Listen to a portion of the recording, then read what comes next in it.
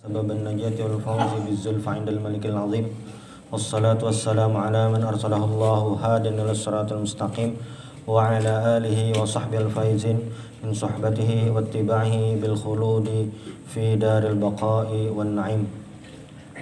Alhamdulillah, di malam hari ini kita bisa kembali melaksanakan sholat tarawih, sholat isya dan sholat witir. Mudah-mudahan amal ibadah kita di bulan Ramadan ini diterima oleh Allah Subhanahu wa ta'ala.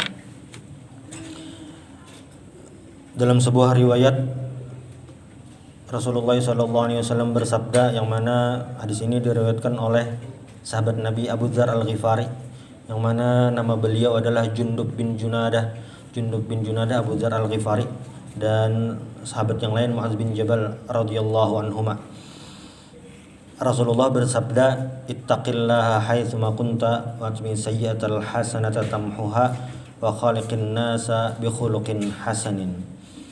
Dalam hadis ini Rasulullah SAW menyampaikan beberapa hal penting yang mana itu bisa menjadi panduan kita dalam menjalani hidup, dalam menjalani rutinitas ibadah kita sehari-hari. Yang pertama, ittaqillah haitsuma kunta. Kita disuruh oleh Rasulullah SAW ini bertakwa kepada Allah haitsuma kunta, dimanapun kita berada. Di dalam kesendirian ataupun di tengah orang banyak, kita harus bertakwa. Di dalam masjid, di pasar, di toko, di sekolah, kita harus tetap bertakwa kepada Allah Subhanahu wa ta'ala. Kalau kita bertakwa dimanapun berada, saat kapanpun, maka itu akan menjadi kebaikan bagi kita. Maka kita bisa menjadi orang yang saleh, bisa menjadi orang bertakwa kepada Allah Subhanahu wa ta'ala. Walaupun pesan ini sangat tingkat, ittaqillaha haitsuma kunta, tetapi ini memiliki pesan yang luar biasa dari Rasulullah SAW. Dan kata-kata ini merupakan tipikal hadis Nabi SAW yang kata ulama disebut dengan jawami'ul kalim. Kata-katanya singkat, padat, dan berisi. Dan takwa ini juga merupakan salah satu rukun khutbah Jumat. Maka setiap Jumat kita mendengarkan khatib menyuruh bertakwa kepada Allah Subhanahu wa ta'ala, karena memang itu sangat penting. Dan di surah Al-Asr itu kita disuruh watawasaw bil haqqi watawasaw bis sabr, saling mengingatkan dimanapun kita berada. Hadirin jemaah tarawih rahimakumullah, ketika seseorang itu sudah menjadi bertakwa kepada Allah, maka dia akan menjadi muhsin, yaitu berbuat ihsan.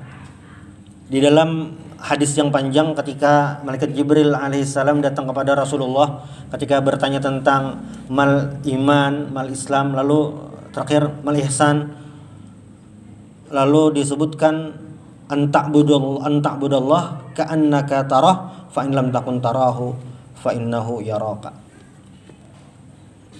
Kamu menyembah Allah seakan-akan kamu melihat Allah, dan kalau kamu tidak melihat Allah, maka Allah melihatmu. Ini merupakan hadis tentang ihsan, tentang bagaimana selalu bertakwa kepada Allah Subhanahu wa ta'ala, tentang bagaimana selalu merasa diawasi oleh Allah Subhanahu wa ta'ala. Dan amal ibadah kita memang sekecil apapun kita lakukan di dunia ini, nanti di akhirat akan dihitung. Karena memang pengawasan Allah Subhanahu wa ta'ala itu 24 jam, tidak tersembunyi sedikit pun. Wa may ya'mal mithqala dzarratin khairan yarah wa may ya'mal mithqala dzarratin syarran yarah. Lalu di sambungan hadisnya ini yang poin kedua adalah wa atbi sayyi'atal hasanata tamhuha. Ketika kita melakukan kejahatan as-sayyi'ah, maka Rasulullah SAW menyuruh kita untuk berbuat al-hasanah. Kenapa jadi kita disuruh melakukan al-hasanah tamhuha? Karena kebaikan ini, al-hasanah ini akan menghapus keburukan, kejahatan yang kita lakukan. Di Al-Quran ini ada yang al-ayah muwafiqah bihadzal hadis, ini di surah Hud, ayat yang semakna dengan makna hadis ini, yaitu di surah Hud ayat 114, innal hasanati yuzhibnas sayyi'at. Kebaikan itu akan menghapus kejahatan.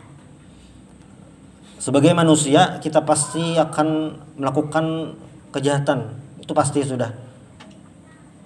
Tetapi kejahatan itu bisa kita hapuskan, bisa kita hilangkan dengan apa? Berbuat kebaikan, dengan beristighfar kepada Allah, dengan taubat kepada Allah Subhanahu wa taala.